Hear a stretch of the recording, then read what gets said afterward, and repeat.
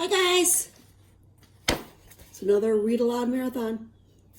And we've got to get back to Blood on the River.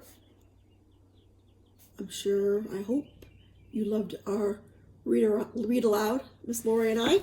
We had fun. Maybe this week another one will come your way. All right, when we last left off, remember Samuel is really angry at Master Archer for what he wants to do to Captain Smith. Remember, they're trying to blame him for the men that died. And so he runs after Master Archer. Remember, it said, channel my anger. No, I can't stop myself. I run at Master Archer. I will knock him down and pummel the snot out of him. Pummel. Punch. All right, guys. Chapter 16. All right, this is an observation by Captain Smith. Great blame and imputation was laid upon me by them for the loss of 2 men, which the Indians slew, insomuch that they purposed to dispose of me. So really the Indians were the ones that killed the men, but they're trying to blame someone. And Captain Smith is the one they want to blame. It is either Richard or God in his mercy who trips me. I sprawl on the ground, my face hits the dirt. Grab him, Master Archer orders. Run, Richard cries. But before I can scramble to my feet, Reverend Hunt lifts me by one arm and holds me fast. He's a boy, he says slowly and firmly to Master Archer. Leave him be. I will deal with him. Master Archer wipes his bloody hand with his handkerchief.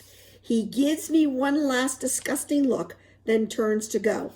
Handkerchiefs, guys, were what people used because tissues weren't invented.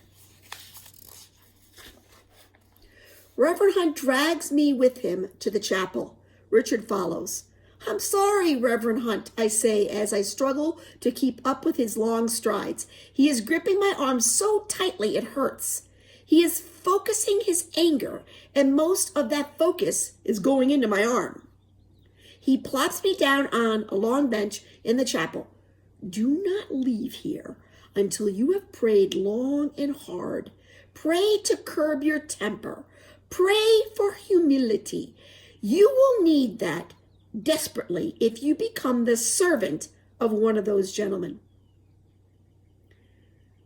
So as Reverend Hunt, I think he's mad at him because he doesn't want him to get hurt. And he realizes that if Captain Smith were to be hung, that he'd have to go to another gentleman to work for him. I hop to my feet. I will not serve one of those men. They're criminals. Then I realize what he's saying. He's assuming that at sunup, Captain Smith will be hanged, and I will become another man's servant. Are you just going to let them kill him? I cry. Reverend Hunt rubs his temples. I have no authority here, he says quietly. I shake my head and sink back onto the log. Richard sits next to me. I had always assumed that Reverend Hunt held the highest authority, the authority of God. Then can you pray for another miracle, Reverend? Richard asks. Reverend Hunt looks up at him, his eyes bright for the moment. He nods. Yes, he says, I will. The 3 of us are quiet, lost in our own prayers, and I pray to learn to curb my anger, but I do not ask for humility to serve a new master. Remember, if you don't know what humility is, look it up. When we leave the chapel, we find the soldiers and laborers gathered at the cook fire. They are talking in hushed tones, their eyes shifting. We draw closer and hear their plan. There are a dozen gentlemen and over 20 of us. Yes, They have plenty of weapons, but we will have the element of surprise. Henry wants to simply slit the gentlemen's throats while they sleep, but some of the others want an all-out war. Reverend Hunt scowls. No killing, he says. A war amongst ourselves will be the end of us.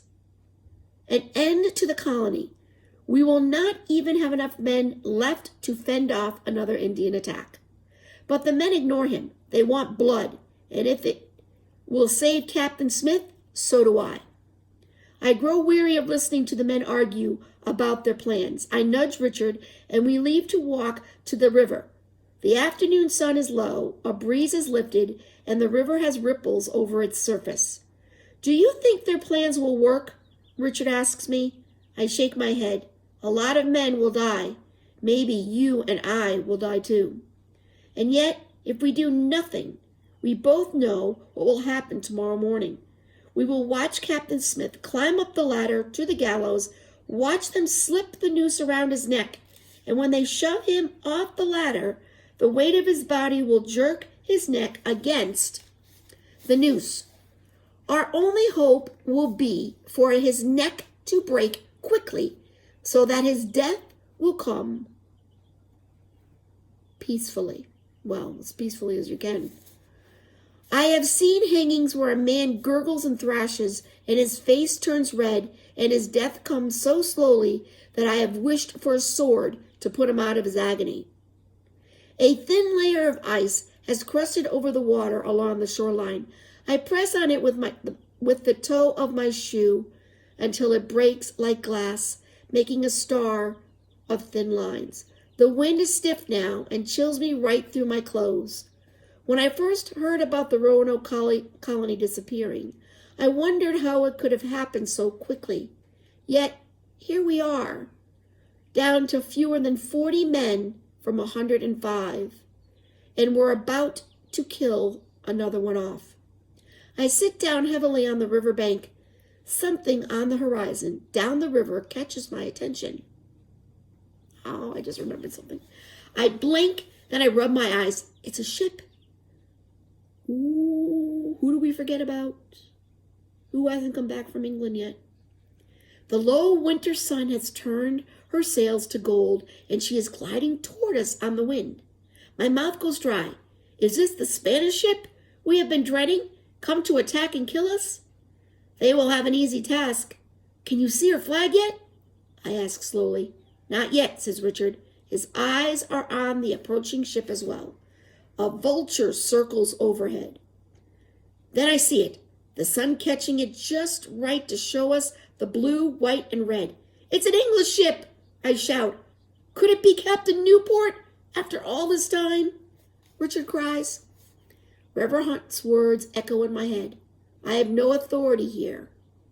But Captain Newport does have authority here, and I am sure he will not let them hang Captain Smith. I strain my neck, trying to see. Who is on board? Is there a one-armed man? The ship glides closer. Shouldn't we go and tell them a ship's here? Richard asks. Not until I see who the captain is, I say. I want to know if Captain Smith is saved. Then I see him, standing at the bow, looking toward shore, the one-armed captain of the ship. Richard and I take off running up the hill to the fort. You did it, Reverend Hunt, I shout at the top of my lungs. You got your miracle!